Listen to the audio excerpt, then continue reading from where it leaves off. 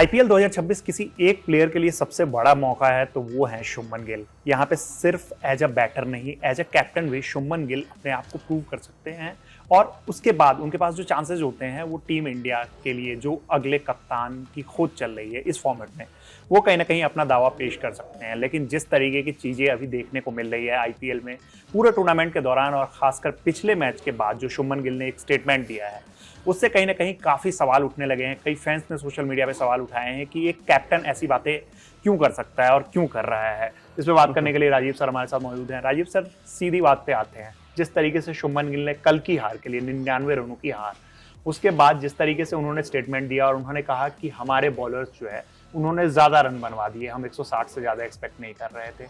कैसे देखते हैं इस स्टेटमेंट को कि ये कहीं ना कहीं अपनी बचाने के लिए बॉलर्स को फंसा रहे हैं? पहली बात तो ये कि जो स्टेटमेंट दे रहे हैं कि 160 रन की पिच थी, तो कम से कम इनकी टीम 160 तो बनाती तो 160 भी नहीं बने, आप तो 99 पे ऑल आउट हो गए।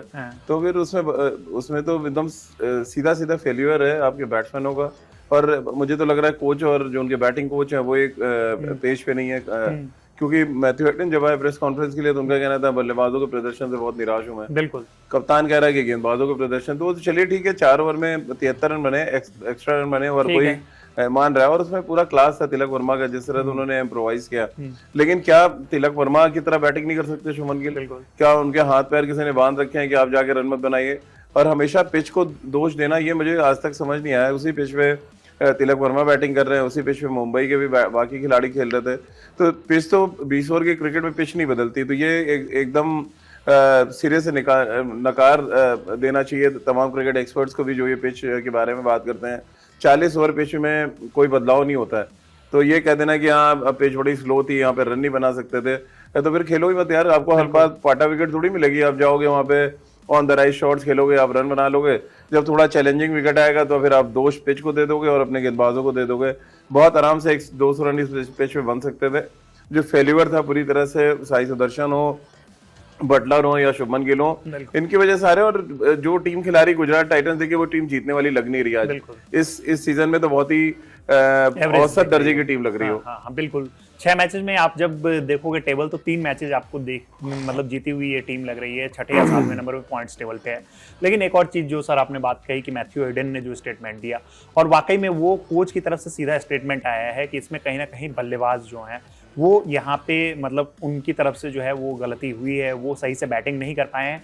और कोई भी टीम, दुनिया की अगर कोई भी टीम होती है, वो अगर 90 या 99 रनों पे टी20 मैच में आउट हो जाती है तो वो तो फिर ब्लेम जो है वो तो कहीं ना कहीं शिफ्ट करना। एक कैप्टन के तौर पे सर मैं जानना चाहता हूँ कि जो शुभमन गिल जिस तरीके की उनको कप्तानी की बात चल रही थी, फिर वो अचानक से टीम से ही गायब हो गए, क्या ये एटीट्यूड आपका, क्योंकि इस तरीके की जो चीजें हो जाती है उसके बाद आपके एटीट्यूड पे सवाल उठने लगते हैं, आपको क्या लगता है कि ऐसी चीजें जो हैं वो शुभमन गिल के लिए आगे के फ्यूचर में अब उनके लिए बहुत ज्यादा मुश्किलें बनने वाली है?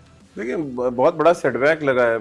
मैंने जिस तरह की उनकी कप्तानी देखी, क्योंकि इंग्लैंड में जो टेस्ट मैच में कर रहे थे कप्तानी, दुनिया भर के लोगों ने तारीफ की, लेकिन वहां पर भी कई ऐसे लूप होल्स थे, क्योंकि अब आप सीरीज 2-2 बराबर करके आ गए थे।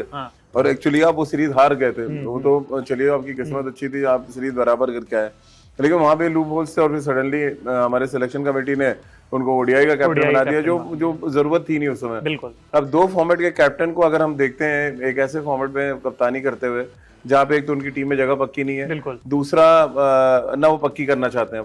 क्योंकि देखिए, बैटिंग में फेल होना अलग बात है, जब आपकी लीडरशिप क्वालिटी दिखती है ना, और जब आप ब्लेम गेम शुरू करते हैं। एज अ कैप्टन उनको खुद कहना चाहिए था कि हाँ भाई, मेरा परफॉर्मेंस ठीक नहीं था, मुझे रन बनाने चाहिए थे, मैं बनाता तो टीम भी रन बनाती और हम क्लोज जाते मैच के। अब जीतना आ रहा अलग मुद्दा है, बट इतना बड़ा अंतर होगा तो फिर क्वेश्चन उठेंगे। वो आपने बॉलिंग, अगर आपको लग रहा था आपके बॉलर ठीक नहीं कर रहे हैं, राहुल तेवतिया को एज ए इम्पैक्ट प्लेयर खिलाने की क्या जरूरत है? आप किसी बॉलर को बुला लेते हैं अंदर, आपको लग रहा है रन बन रहा है तो ये तो आपका फेल्यूर है ना कि उसमें बैट्समैन को आप कहें या बॉलर को। पहले तो फेल्यूर आपका है कि आपके पास कोई स्ट्रेटेजी नहीं है, कि आपको मार पड़ती जा रही है, आप देख रहे हो 4 में 73 बन गए हैं, फिर भी आप उन्हीं को गेंदबाजी करा रहे हैं, तो ऐसे थोड़ी कप्तानी हो पाएगी।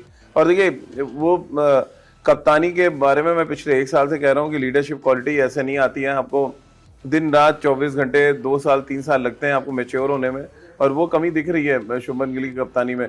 आप पिछला गुजरात टाइटंस के दोनों सीजन याद कीजिए, अगर हार्दिक ने जब से छोड़ा गुजरात, क्या बहुत अच्छा क्रिकेट के लिए शायद जवाब ना होगा। तो गुजरात के पास पहले तो चलो ठीक ठाक टीम थी, और अभी तो ऐसा कोटा सिस्टम वहाँ चल रहा है, कभी वो राहुल तेवतिया को खिलाए जा रहे हैं। 2021 में उन्होंने मारे थे 5 छक्के, और आप आज 26 में आ गए। एक इनिंग आप बता दीजिए राहुल तेवतिया की जब जाके उन्होंने टीम को जिताया हो, जवाब ना होगा। तो ऐसे ऐसे, या शाहरुख खान को उन्होंने रखा हुआ है, बताइए ना क्या परफॉर्मेंस है उनका। उससे अच्छा तो आप यंग लड़के खिलाओ भाई टीम में। आपने ढो रहे हो आप इनको 3 साल 4 साल से, कोई परफॉर्मेंस तो है नहीं है। हर बार टॉप ऑर्डर तो आपको रन थोड़ी बना के देगा। जो 6-7 खेल रहे हैं आपके बैट्समैन, उनको रन बनाने पड़ेंगे। और ये काम है कैप्टन का निकलवाना, ये काम कोच का है निकलवाना उनसे परफॉर्मेंस। जैसे श्रेयस अय्यर निकलवा जो निकालना, श्रेयस अय्यर निकाल रहे हैं, और बहुत अच्छी कप्तानी इस पूरे उसमें देखने को मिल रही है। आप पंजाब के लिए देख लें, श्रेयस अय्यर जो काम, कितना अच्छा काम करा है उन्होंने। तो ऐसी जो टीमें, जो टॉप 3-4 टीमें चल रही है, उनमें आप देखिए, एक खाली रियान पराग का परफॉर्मेंस छोड़ दीजिए, नहीं तो उन्होंने भी ठीक ठाक कप्तानी की है, लेकिन उनका परफॉर्मेंस आड़े आ रहा है। तो फिर वही हाल हो रहा है कि जो शुभमन गिल है, जो अजय किराने ने किया, वही काम वहाँ रियान पराग कर रहे हैं। जी तो एज अ कैप्टन परफॉर्म करना बहुत जरूरी है आपका। बिल्कुल। टीम सिलेक्शन को लेके आपने बात की, और एक प्लेयर को लेके भी काफी सवाल उठे थे, क्योंकि जेसन होल्डर, आप T20I क्रिकेट की जब बात करोगे, इंटरनेशनल क्रिकेट में, तो one of the best performer रहे थे। जेसन होल्डर को ज्यादा मौके मिले नहीं, मौके ही शायद अभी तक, अगर मैं गलत नहीं हूं तो मिल नहीं पाए हैं। तो जिस तरीके की वो प्लेयर है, जिस कैलिबर के, आप किस तरीके की टीम सिलेक्शन कर रहे हो, और आप किन प्लेयर्स पे भरोसा जता रहे हो? क्या आपको लग रहा है कि ये सब चीजें भी जो है वो गुजरात के लिए मुश्किलें पैदा कर रही है? 2-3 खिलाड़ी तो जगह ही नहीं बनती उस टीम में। अब क्यों खिला रहे हैं? अब राशिद खान की जगह नहीं बनती है, पूरा ऑफ कलर है पिछले 2 सीजन से। एक आध मैच में अच्छी डालते हैं, फिर 12-13 मैच खराब डालते हैं, बट आप राशिद खान है तो आप खेल रहे हैं टीम में। आप बिल्कुल ठीक कह रहे हो, जेसन होल्डर को होना चाहिए था टीम में। मैं साई किशोर को देखना चाहता हूँ, जिन्होंने पिछले सीजन गुजरात टाइटंस के लिए इतनी अच्छी गेंदबाजी की, उन्होंने एक मैच भी आपने नहीं खिलाया। ये कौन सी लीडरशिप है? ये कौन सी कप्तानी है?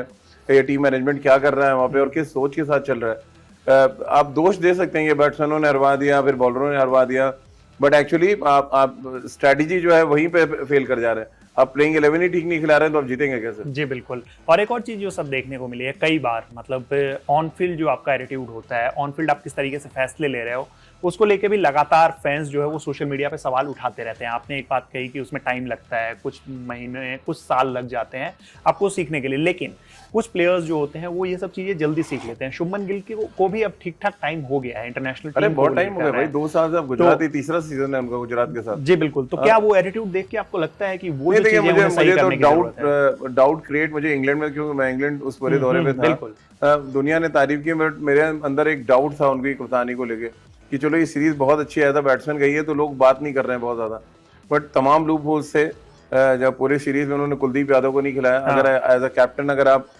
डिसीजन लेने वाले होते तो आप इमीडिएट कहते कि मुझे कुलदीप यादव को खिलाना, और क्या पता सीरीज का नक्शा बदल जाता, क्योंकि इंग्लैंड ने कभी कुलदीप को खेला नहीं है टेस्ट मैचेस में। तो ये बात रही, आप अपनी बात कह नहीं पाते, ऐसा लग रहा है एज अ कैप्टन जो आपको चाहिए, आपको जो 11 खिलाना है वो आप कह नहीं पाते हो। जब आप नहीं कहोगे तो फिर जो आपको टीम दी जाएगी, वहाँ गौतम गंभीर आपको टीम देते हैं, आशीष नेहरा दे रहे हैं, तो वही 11 आप ले जाके खिला देते हैं। तो फिर या तो आके खुले मंच में इनको कहना चाहिए कि भैया मुझे जो टीम दे रही है हमारी मैनेजमेंट, हम वही खिला रहे हैं, मेरा कोई रोल नहीं है जी। ये कहने की हिम्मत होगी नहीं। तो फिर एज अ कैप्टन फिर आपको ब्लेम लेने के लिए तैयार रहना चाहिए, और दूसरे पे ब्लेम नहीं देना चाहिए। जी बिल्कुल। क्लियर कम्युनिकेशन जो है वो कहीं ना कहीं शुभमन गिल की तरफ से नहीं दिख रहा है, और जिस तरीके से वो ब्लेम गेम कर रहे हैं, तो वो किसी भी कैप्टन के लिए ये जो चीज होती है वो सही नहीं होती। और बैटिंग में भी देख लें आप, 1 इनिंग 2 इनिंग आई है, रन नहीं आ रहे हैं। हाँ, वो नाम का आप जब देखोगे तो 255 रन है 6 मैचेस में उनके नाम, लेकिन वो वैसी इनिंग, एक इनिंग को आप छोड़ के कोई भी इनिंग ऐसी नहीं नजर अगर आप 255 में अगर 5 मैच जिता दोगे, 4 मैच ही जिता दोगे, तो फिर आपको मानेगा आदमी। बिल्कुल। वो अभी तो 3 मैच जीते हैं आपने, 3 मैच जीत के भी मुझे नहीं लग रहा ये टीम अभी क्वालिफाई करने की स्थिति में होगी आगे। जी बिल्कुल। तो सर कह रहे हैं कि ये टीम तो क्वालिफाई करने की स्थिति में नहीं दिख रही है। आपको क्या लगता है कि ये टीम क्वालिफाई कर पाएगी, और आप शुभमन गिल की कप्तानी को लेकर क्या सोचते हैं? हमें कमेंट बॉक्स में जरूर बताइएगा। मेरा नाम है रविराज, साथ में राजीव सर। देखते रहिए कड़क। धन्यवाद।